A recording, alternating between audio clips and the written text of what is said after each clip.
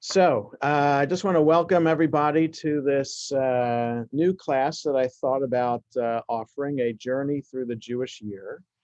I want to just spend a moment just to explain what I had in mind in offering this class. Um, I'm just waiting for, yes. Um, as people come on now, you're going to be muted automatically. So don't play with your computer anymore. Just leave yourself muted, please. And it's good to see everyone here. And so just a couple logistical things. One is that please keep yourself muted the whole time. It just makes it for a better experience for everyone. So we're not distracted by other outside sounds, whether you get a phone call or whatever you're doing. Uh, you can feel free to do that because I won't hear you, and that's the beauty of the mute. However, if you have a question or a comment, feel free to unmute yourselves and interrupt and ask the question or make a comment. Or if you don't want to do it that way, you know that there's always the chat feature. So I have a laptop. I don't have an iPad. I don't know how it works on an iPad, but I know that feature is there on the iPad. But if you're on a laptop or any other computer, you see on the bottom of your screen a lot of words with icons there. One is chat. If you just click on the chat, then you can type a question or a comment, and I'll see that also. So you can either just unmute yourself to ask a question, or use the chat feature, and I'll be able to respond in that way. So that's the logistics I wanted to share. The other is, like I said, I'm recording this session as well. So there are a couple people who told me that they couldn't be here today. I am recording. If you don't want your face to be recorded, um, so that it's for posterity on YouTube, then you can just stop your video and just your name will be on the screen. And so whatever you're comfortable with, that's what will be. So again, welcome to everybody. My idea behind this class is, which really a discussion, is to go through the year, and depending on how this goes, we can keep on going, like other class, like the weekly Torah class on Wednesday mornings about the weekly portion of the week. There's always something to talk about, so that it's an ongoing process. Here too, with the journey through the Jewish year, my idea behind this is that it's another way for us to understand what it means to be Jewish.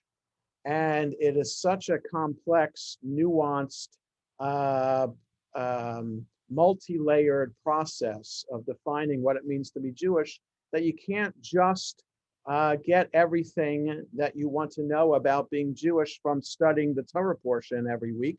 You get a lot, but not everything. There's so many other concepts, holidays, prayers that we don't always get to when we have the weekly Torah portion, that this is another opportunity to touch on major Jewish concepts and ideas and values. So I thought that this would be an opportunity to do that. For those of you who haven't been in a class that I've taught before, welcome. For those of you who have, welcome. And those of you who have been in a class I've taught before, you know my style is that it's pretty informal. I have what to say, but I always like to be interrupted. And I usually allow for that interruption to happen. In other words, I allow for that question, even if it might be off topic. So let me just say it this way. I'm not encouraging off topic questions to be asked, But I am saying that if a question comes up, I will more likely than not um, accept that and go into it, and we'll go off on tangents in that way. That happens in our Talmud class. It happens in our weekly Torah class on Friday mornings. And I'm happy with that, and I trust that you would be okay with that as well. Again, for those who are just coming in, feel free to unmute yourself if you have a question, or type a question in the chat if you would like. So that's what I thought we would do for this journey through the Jewish year. And it just so happens I plan to start this class after I got back from vacation. As you know, most of you know, I was on vacation last week. Lenore and I were on vacation last week. And I can't thank Paul Tillis enough for being me on Zoom, signing in as me, and so that making it a lot easier for people while I was away to host the services. And thanks to my father, the other Rabbi Lehman, for the first Rabbi Lehman, for giving the Divrei Torah at Shabbat services this past week and the week before. So I just planned to start the class today as the first Monday after the new year that I was back, but it just turns out to be auspicious that this week happens to be Rosh Chodesh, the first of the month. The new month begins this week. So I thought that would be our topic for discussion. But then January 6th happened. And I do want to talk about that a little bit too, because how outside events affect our understanding of what it means to be Jewish. So in other words, we traditional Jews understand and make a connection to what it means to be Jewish by figuring out how many days it is until Shabbat. So in other words, we would say Hayom Yom Sheni Shabbat. Today is Monday, but today is the second day of the week, Sunday being the first day of the week. As you're counting towards Shabbat, really, that's the way we do it. So our Jewish year, our Jewish psyche, our Jewish compass is always focused on when Shabbat is. How many days is it until Shabbat? And my father always tells a story, like when he would get together, when he and my mother get together with their rabbi friends, they would often reminisce about their days at the seminary. And so I've heard this story so many times from the chancellor of the seminary when my father was there in rabbinical school back in the 50s. The chancellor was Louis Finkelstein. And so there would always be an awkward kind of encounter between professor and student. And so my father would always say that if he ever ran into the chancellor in the elevator at the seminary, he, instead of saying, "How are you?" or "How your studies going?" he would say, "It's only 3 days until Shabbos," or something like that. So just to highlight, and my father does the accent of Rabbi Finkelstein, may he rest in peace, a lot better. And my father does accents a lot better than I do. But that's the story I would hear constantly through my bedroom while my parents and their friends are gathered on a Saturday night telling stories about rabbinical school days. But that just highlights the point that our focus as Jews traditionally is on the next Shabbat. But often, so we can be satisfied by knowing that we are living the week in order to celebrate the next Shabbat, when we can experience a little bit of what it means to observe a perfect Shabbat, which is supposed to be a taste of the world to come. We'll talk about Shabbat in other weeks over the course of this class, but I just wanted to begin with that kind of understanding, what the traditional Jewish compass is, and what happens when that compass or that gyroscope goes out of whack, like it does sometimes with outside events. And the events of January 6th of last week is one of those events that will go down in a bad way in American history. A day in which the first time since 1812, when the Capitol was invaded by unauthorized people, and it's the first time in the history of our country that it was invaded by Americans. So in the War of 1812, British forces invaded the Capitol, foreign forces, but on January 6th, it was fellow Americans. So part of this class will be to understand what are the Jewish values that we traditionally have in mind to help center us again, refocus us, help us center us so that we can survive events that set us off our equilibrium, right? We have values to follow. We have life as the way it is supposed to be, and holidays that come, Shabbat that comes, things like work, whatever our daily routine, and then something happens that throws us out of whack.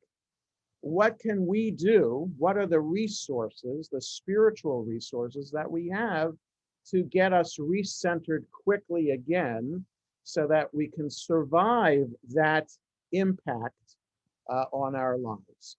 So clearly, what many people have been talking about for the past 4 years has been a focus on social justice. And again, so this might sound political, and certainly it can be construed in that way. And this is not about politics. This is about how we understand our role as Jews and as Americans. So really, as American Jews, what are we supposed to do as American Jews in order to live our lives as Jews? And one focus is on the specific Jewish things that we do, which I will get to, I promise, in a couple of minutes, talking about Rosh Chodesh. The other is, what are those values as Jews that allow us to live our lives every day? What are the values that when we wake up in the morning, we know that these values are what we're going to follow in order to make the decisions that we make every single day? And what are those values that define who we are as individuals and who we are as a community to face the world, that actually help us navigate the world through the chaos that is around us. The world is a chaotic place. What religion comes to do, what all religions come to do, is to bring calm in the face of the chaos.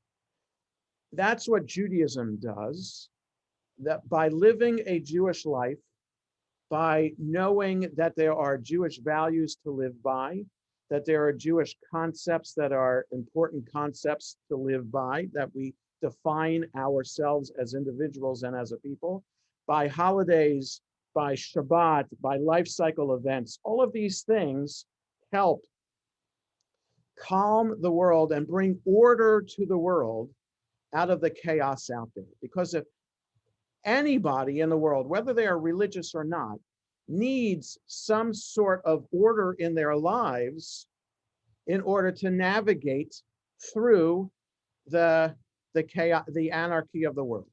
So Judaism is just one of those tools that we have at our disposal to navigate the world. Um, American civics and a civic philosophy is another way to navigate the world. The Constitution, the legislation that Congress and the Senate passes, the state laws and municipal laws are a way for us to navigate the chaos of the world. So sometimes there are multiple resources that we have at our disposal to make it through the world safely, with justice, with health, and with ethics and morality. So when that gets attacked, when that system gets attacked, as it did on the last Wednesday, then we have to quickly remind ourselves, well, wait a second, what are we going to do to recover from this attack? I will just say this as Jews, not as Americans, because whatever Congress is going to do this week is what Congress is going to do as a response to Wednesday. But what do we as Jews do, as American Jews do, to recover from this? So some might say, and this could be political, well, we did this preemptively on November 3rd, right? So elections are is the way in which we can respond to social justice or any inequity in society that we want to fix. But there are also, on an ongoing basis, outside of elections, there's an ongoing way in which there are advocacy programs that we should be involved in. There should be charitable work that we're involved in. There are social justice agencies, social justice nonprofits, about a whole variety of social justice issues that we need to be involved with if we aren't already. And so an event like January 6th highlights and reinforces for us the need to be actively involved in that kind of work. That it's not just an American duty to be sure that democracy is safe and open for all, that democracy should be protected by violent attacks on it, that at its core, America should be the bastion of racial justice, religious freedom, health and safety for all Americans. That's at its core, that's what America is about. And at its core, that's what Jews are about as well. And so American Jews should constantly be active in this. And so some of us well, the past 4 years, we haven't taken those things for granted. Before that, we kind of have, and maybe have been more complacent than at other times.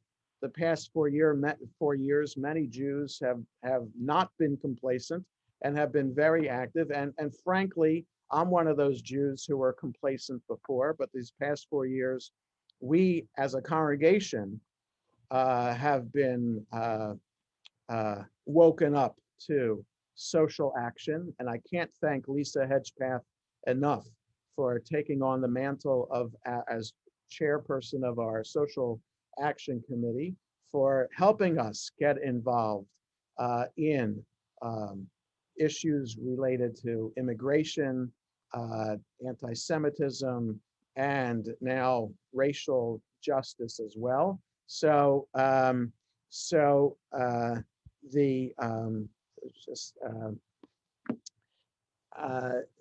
there's a question in the chat, which I'll get to in a second.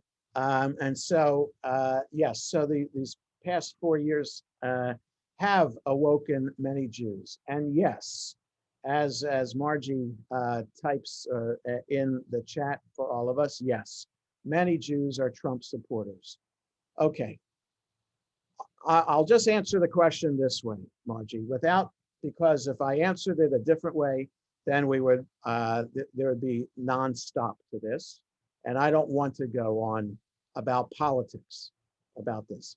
I will say this: there can be, and there should be, respectful disagreement about policy. There are many ways in which we can, for example, help the poor and disadvantaged in the community. There are Republican ways to do that, and there are Democrat ways to do that. You simply put, very, very simply put, you can say government should be involved in helping the poor and the disadvantaged in the community, or you could say the government shouldn't be involved and it should be left to individual communities. There's no right answer to that question, okay? As long as everyone agrees that the poor and the disadvantaged need our help, that is absolutely a Jewish concept, and you can't deny that. The poor and the disadvantaged, we have a responsibility as Jews to ensure that, to eradicate poverty and to ensure that everyone has equal access, whether based on health, ability, whatever. So that is a Jewish concept. How to go about doing that is up for discussion. And there's, in a respectful society, Republicans and Democrats can respectfully debate how to do that. Absolutely. So in that way, many people have said they supported the Republican president. I really don't want to say his name. They support the Republican president because of his policies, not because of his character. Okay, and I can hear that, and I can somewhat agree with that. Okay, but except for what happened last week. Okay, so I will. So that's all I'll say about that, Margie. In terms of, so I have no problem with disagreeing over policy. No problem with that at all. And that's what the Talmud is all about, is about majority and minority opinions, and how the Talmud records that for posterity, the discussion between the rabbis respectfully about issues of Jewish law.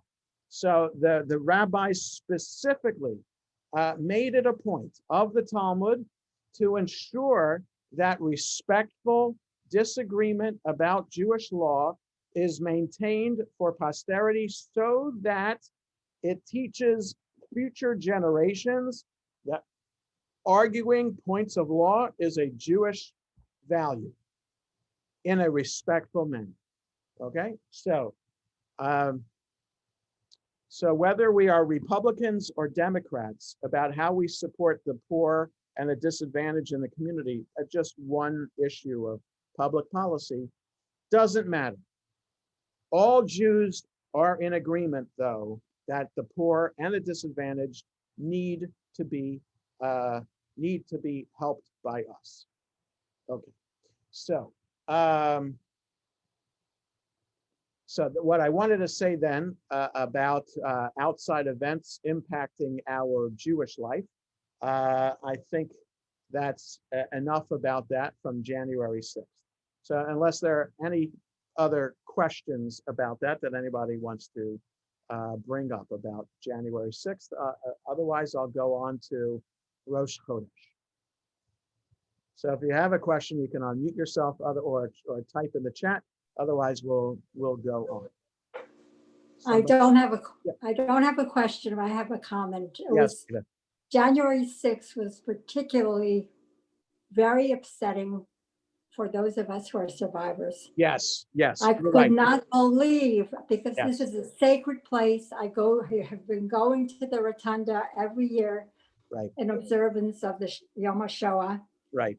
The feeling that I have there, tears always come to my eyes when I see the military marching in Yeah, and a president honoring us, and the honor I received of lighting a candle right. for the 6 million. Yes, And to see that very same place desecrated yes, and to see the shirts, yes, 6 million were not yes, enough. right. I never dreamt or Yes, of it was dreamt disgusting. such a nightmare. It was like a Absolutely, nightmare. How absolutely. could it happen in this democratic country where I felt welcome, where there were opportunities given to us, and we made such a wonderful life here, and I felt so proud to be an American. I really, it's very sad, and I've spoken to many. You may have seen Sarah Bloomfield's letter to us and the director of the Holocaust Memorial Museum. We are all in Yes. shock. So thank you, Rita, for sharing that. And yes,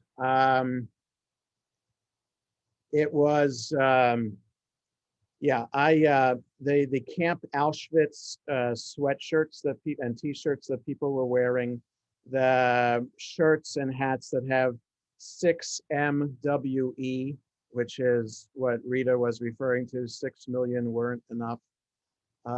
These blatant anti-Semitic, disgusting slogans. Yes, there's a lot wrong. It's clear that you don't have to scratch too hard on the underbelly of American society to see how these racist, bigoted, disgusting words and actions can happen. And it's clear. And let me also say, to Rita's point, if you haven't seen former Governor Arnold Schwarzenegger's presentation on YouTube, you should look for that. What he said about how he was reminded of Kristallnacht. And now this is, usually I don't like Holocaust events and images to be brought into conversations like this, because the Holocaust is sacred and should stand on its own and should not be desecrated by being brought into conversations like this. But Schwarzenegger pointed out that he grew up in Austria. He was born and raised in Austria in the 1950s, to a father who was a former Nazi soldier, and all of his friends whose fathers were Nazi soldiers, who lost the war and had to live with themselves. That's Arnold Schwarzenegger talking about his father and friends of his father, who were these soldiers who lost the war and were living with the guilt, as Arnold Schwarzenegger said, of having been a Nazi, and taking out that guilt by becoming alcoholics and abusing their sons as a result of their guilt. A very powerful statement by Arnold Schwarzenegger. I know I'm paraphrasing it, but look for that. So it's the emotional impact that that January 6th had. It's not just about our values. And yes, there was one time I was I was invited the year after I became your rabbi. Our congressman at the time was Albert Wynn, and he was at my installation in 1994. And the following year, after Prime Minister Rabin was assassinated, Prime Minister Shimon Peres came to Congress to speak to a joint session of Congress. And I was honored with an invitation by Congressman Wynn to attend that joint session of Congress. So that was a deeply moving, emotional event for me as a Jew and as an American, right? So doubly there to see the Prime Minister of Israel speak to a joint session of Congress. That's amazing, amazing thing. And to be able to be there as a Jew, as a Zionist, as an American, to hear him speak, unbelievable. And then to be in the room, to see the images, the statues that are there that represent American history. You have you just being in that room itself is just amazing as an American. So to put it both together as an American and a Jew for Prime Minister Shimon Peres to be speaking at a joint session of Congress, an amazing moment. And so then to have that, as Rita pointed out, to have that desecrated in the way that it was by Americans is just uncalled for. And the arrests that are happening and will continue to happen, absolutely should happen.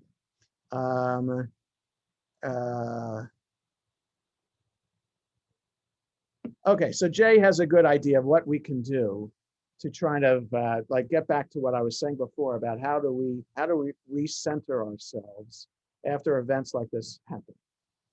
So read his chat and the idea of reaching out to community. So so that here we are as a community. We have 25 screens here. We're coming together, and we know that we can come together as a community, and Zoom is second best, but there's just comfort in knowing that we can reach out to one another.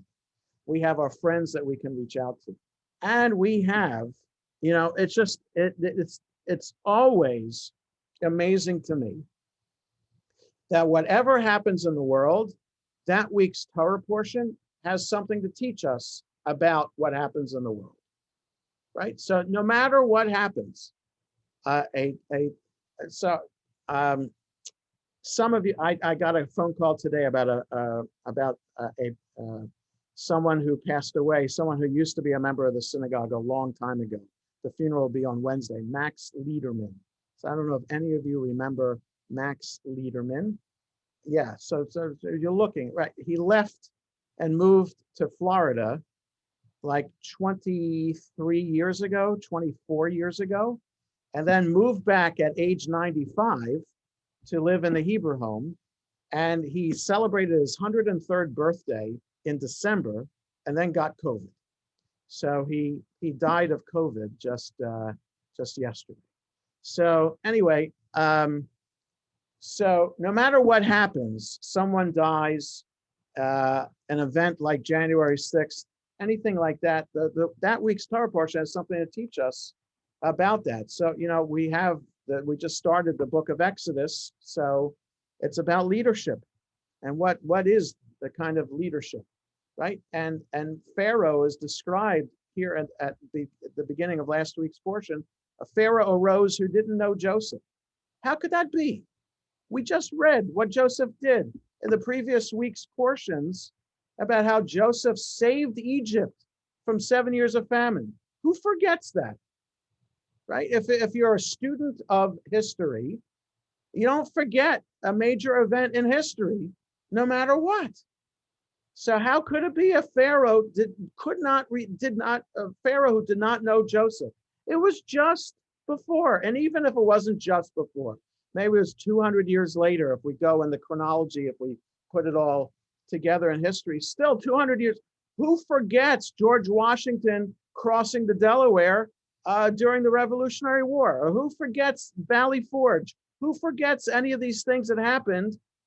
That the signing of the Declaration of Independence, whatever, the major events in American history, nobody forgets that. You don't forget that. So how could Pharaoh forget? How could there be a Pharaoh who did not know Joseph? So if you are not sensitive to the values of your society, if you're not sensitive to the people who formed your society and created and allowed your society to survive and to thrive, then you are doomed to be destroyed. So that's a clear message for last week. So enough said about last week, but it gets to how we journey through the Jewish year. That it's not a straight line journey through the year. There are bumps along the road that impact how we travel through the year.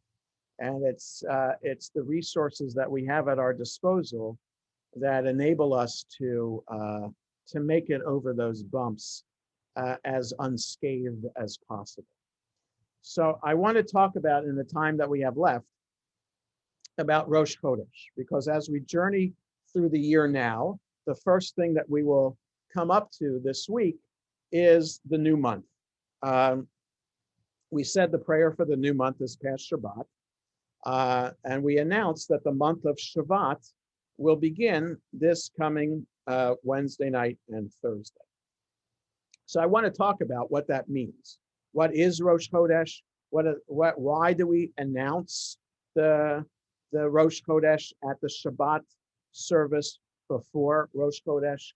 And what is it that we're announcing? What is so special about the new month that we need to announce it? So I'll be referring to a book or two in this class, and you don't need to have it in front of you, but I have the Lev Shalem Sidur in front of me, and they do a beautiful presentation about the months of the year on page 179. If you have it with you, you can open it.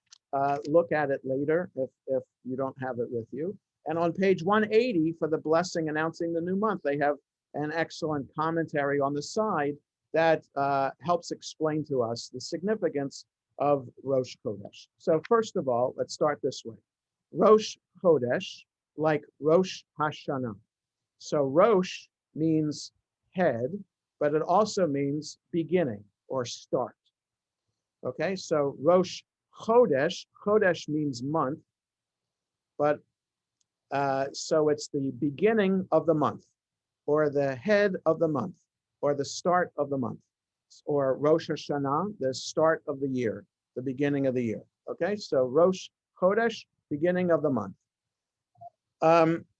In the Torah, we have a description in the book of Numbers. There are 3 times in the Torah where we have pointed out to us sacred occasions that are to be celebrated throughout the year.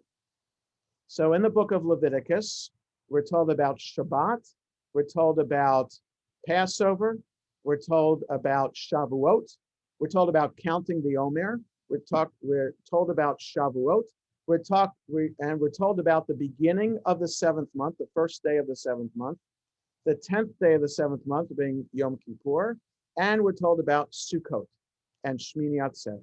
So in the book of Leviticus, we have those days. In Deuteronomy, we have all of those days, but not Rosh Hashanah and Yom Kippur. The first day of the 7th month and Yom Kippur are not described in Deuteronomy, but the other days are. In Numbers, we're told what sacrifices need to be brought on different sacred occasions.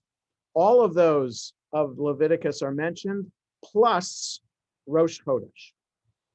Okay, so in the book of Numbers, we're told on the first of every month, bring this sacrifice and these libations. Then on Shabbat, bring this and these libations.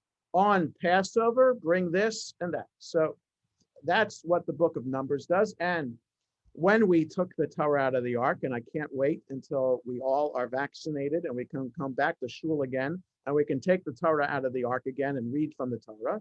When we read from the Torah, on Shabbat, we take 1 Torah out. But if it's a holiday, we take 2 Torahs out of the ark, or a Shabbat where it's also a holiday, we take 2 Torahs out of the ark. And that from that second Torah, we read a selection from that section in the book of Numbers that describes the special sacrifice offered on that sacred occasion. So in Numbers chapter 28 and 29, we have that listing.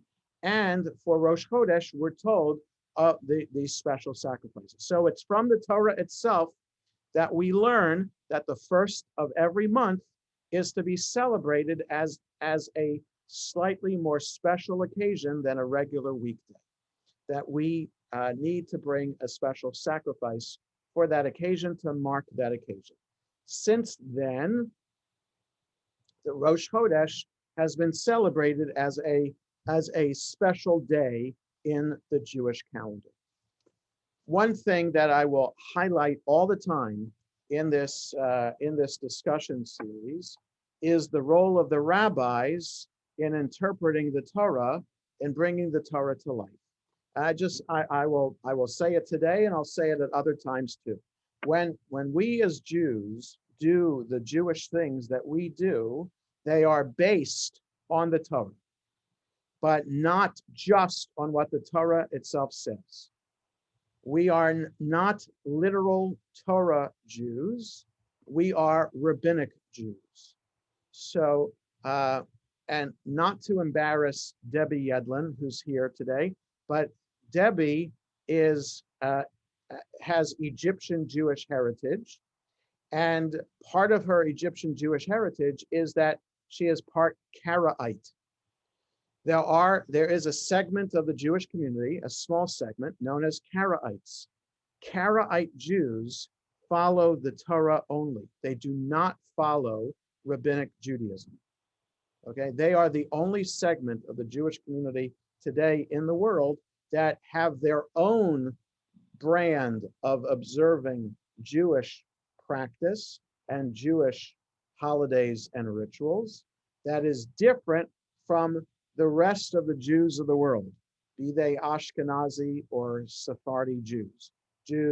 Most Jews in America descending from Central Eastern European Jews, those are Ashkenazi Jews, or Sephardi Jews descending from Western European or Arab countries. Different traditions developed in those different parts of the world, but they're all based on rabbinic interpretations. And those rabbinic interpretations are found in two books mainly, and subsequent books as well. But the two main books that serve as the foundation for rabbinic Judaism are the Mishnah and the Talmud. So 6 volumes of Mishnah edited 1800 years ago. The rabbis looking at the Torah, interpreting the Torah to bring the Torah to life, to provide a framework for Jews being Jewish every day of the year, 24/7, 367 days, 365 days of the year. Sephardi Ashkenazi Jews based themselves on the Mishnah, and then the Talmud 300 years later, published 300 years later, so 1500 years ago, and continuing that development. So all the Torah says about Rosh Chodesh is that you bring a sacrifice to the temple, a special sacrifice on the new month. The rabbis explain how that happens and how the new month is determined. Right? In other words, that's a strange question that we should ask. Doesn't everybody have a calendar so we know when the month begins, right? Or just look at your watch if you have the calendar on your watch, or just look on your computer.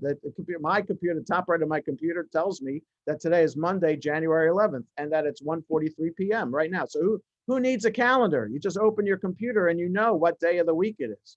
And there's a program too that on my iPhone, I just open my iPhone and it tells me today is the 27th of Tevet, 5781. So you can do that too with Google or your or the Mac program to know what the Jewish calendar is. So who needs this? But again, so in the time of the rabbis, you didn't have set calendars like that.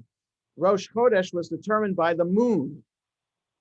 So the moon, as we are not so aware of this today as our ancestors were.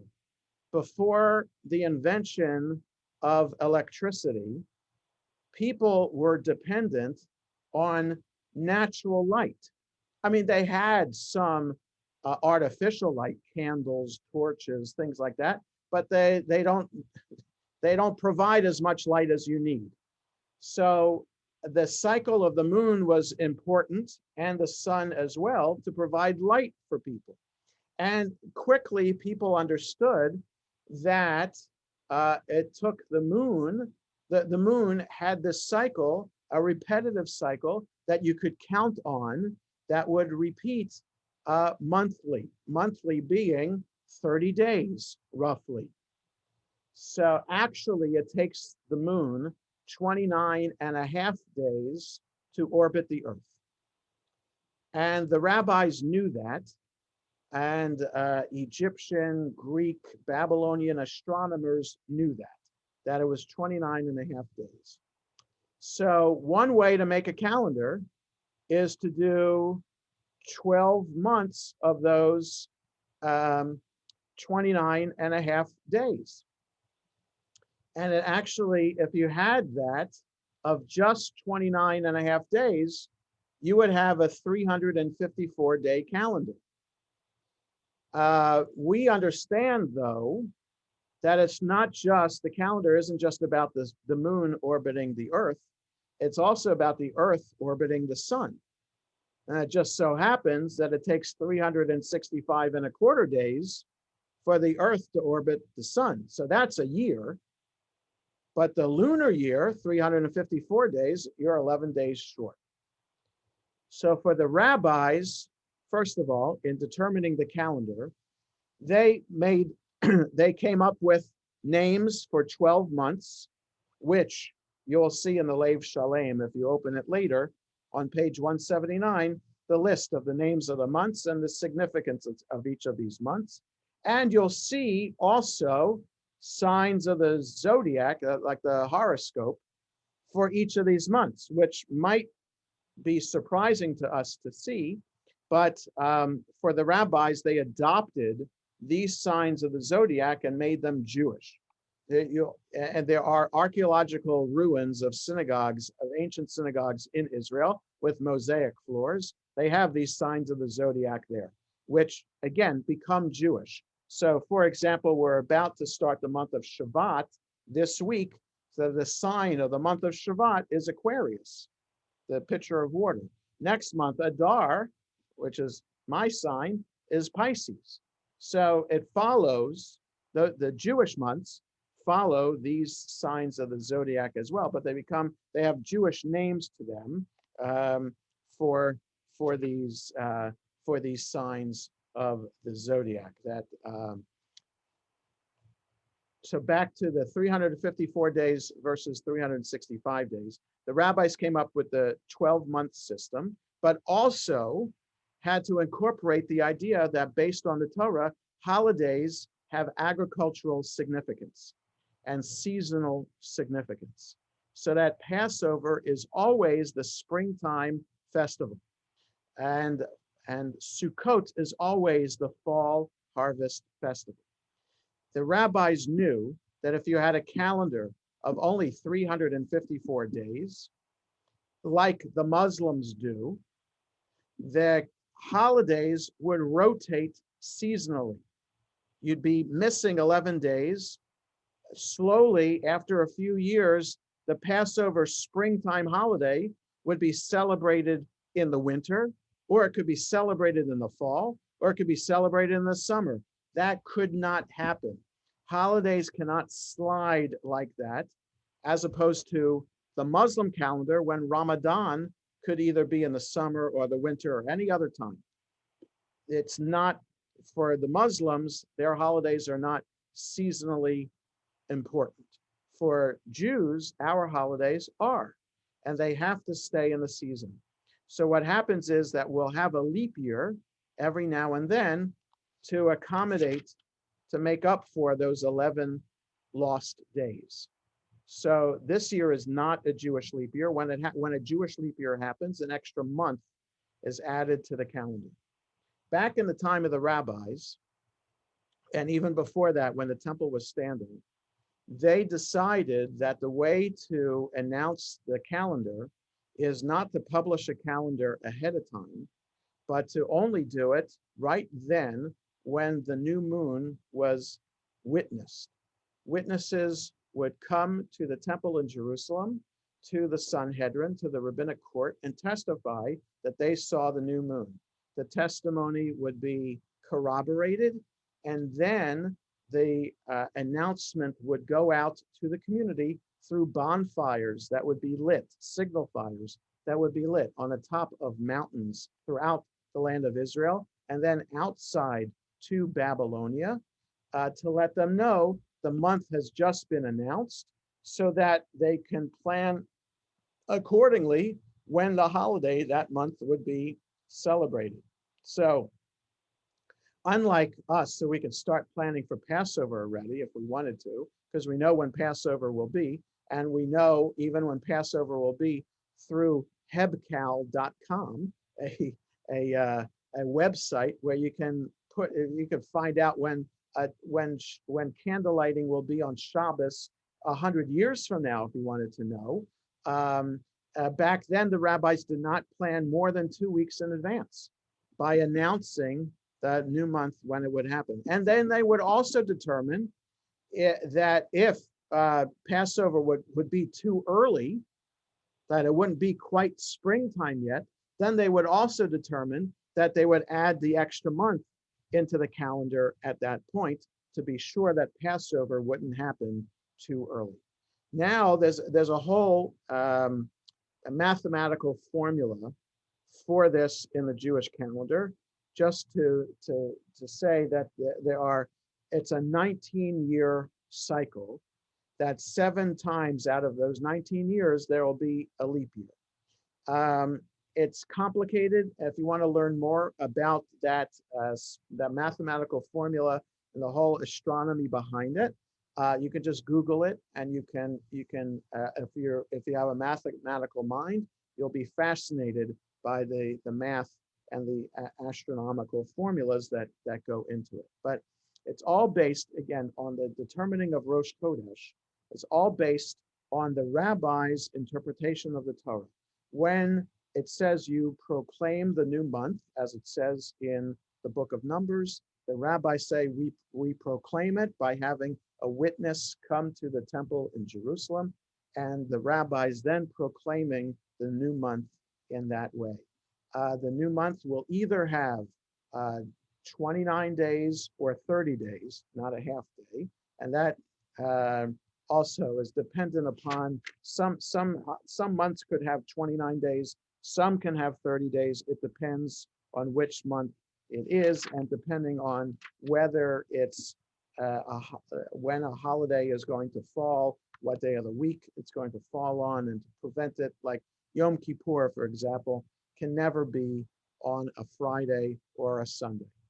It could just never be. And the rabbis had to be sure that Yom Kippur would never fall on a Friday or a Sunday. Why is that? Yom Kippur is a 25-hour fast. So if Yom Kippur were on a Friday, that would mean that Yom Kippur is not over till nightfall. But Shabbat begins at sunset, an hour before. You can't have Shabbat begin on Yom Kippur. Yom Kippur and Shabbat can be the same day, but you can't lead from Yom Kippur into Shabbat, just as you can't lead Shabbat into Yom Kippur. Shabbat has to be a full 25 hours. You can't start fasting on Shabbat an hour before like you would have to if it's Yom Kippur, right? So Yom Kippur is a sunset to nightfall, 25-hour fasting. So to ensure that Yom Kippur is never on a Friday or on a Sunday, the rabbis made sure that the calendar, that whatever month needed to have 30 days or 29 days would have it, to ensure that Yom Kippur will never be on a Friday or a Sunday. These are some of the tricks that the rabbis built into the system to ensure that the holidays fell at the right times, and also highlights the role the rabbis have in determining the calendar. So that's the role of Rosh Chodesh in the calendar. Anybody have any questions or comments about that? You can unmute yourselves or write a question in the chat about this. So the other thing I will say about Rosh Chodesh is that there are days in the calendar that are considered holidays. There are days that are considered Shabbat, and there are days that are considered semi-holidays. And you can tell this by whether a Torah reading is added on that day or not, and how many aliyot, how many people are called to the Torah on that particular day. So today's Monday. If we took the Torah out of the Ark today, or at Minyan this morning, I chanted the Torah portion. The Torah portion this week, just Va'era on Monday. Mondays and Thursdays, you have 3 small portions of the Torah. So a regular weekday, Monday and Thursday, we read from the Torah just 3 portions. Thursday, this coming Thursday, is Rosh Chodesh. So we're not going to read this week's Torah portion on Thursday. We're going to read the special Rosh Chodesh portion. And we have 4 aliyot, not 3, but 4, because it's Rosh Chodesh. It's a semi-holiday. You can do work on Rosh Chodesh. You're not supposed to refrain from work. You don't need to refrain from work. It's not a day of rest like Shabbat or a full holiday, but it is a day where a special sacrifice is brought. So we have a Torah reading that's special for Rosh Chodesh, and we have an additional service that's added to the service called Musaf, and we have Psalms of Praise called Hallel that are added to the service. That's Rosh Chodesh and how it's observed ritually today. Yeah. So Mindy is asking the question about the leap year in terms of the second Adar, how to observe a yahrzeit if someone died in second Adar when there isn't a second. So in a year in which there is no second Adar, then the yahrzeit is observed just in Adar, the regular month, because there's only one Adar. But if the death occurred in second Adar, then you would, in a year that has a second Adar, that's when you would observe the yahrzeit. Yes, it definitely is confusing in determining future dates of when a yahrzeit will be. So I wanted to get back to finish up this idea about Torah readings, and so a regular weekday, 3 aliyot. Rosh Chodesh, you have 4. A holiday like Passover, Sukkot, or Shavuot, or Rosh Hashanah, you have 5 aliyot for a Torah reading. Yom Kippur, if it's not Shabbat, has 6 aliyot to show. Rosh Chodesh is a little bit more important than a weekday. A holiday is a little bit more important than Rosh Chodesh. Yom Kippur, a little bit more important than a holiday.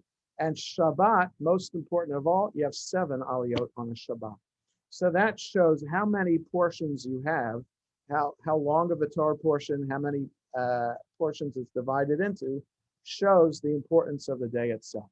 The weekday is the least important of the days, least sacred of the days, with only 3, Rosh Chodesh 4, holiday 5, Yom Kippur 6, Shabbat 7. So just keeping that in mind too helps us understand the significance of the day itself.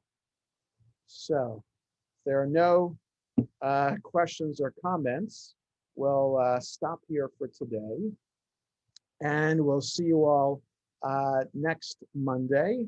We'll probably talk next Monday about Tu B'Shvat, which is the only so-called holiday that we have in this month of Shvat coming up. And we'll see, hopefully there won't be any other kind of event like January 6th that we'll have to talk about next Monday. I wish everyone safety and health, and a Happy New Year too, because I didn't have a chance to wish you all a Happy New Year before. And I hope everybody stays well. Yasher Koach, Jonah. Thank you. Bye, everybody. Thank you. Yasher Koach, Jonah. Thank you.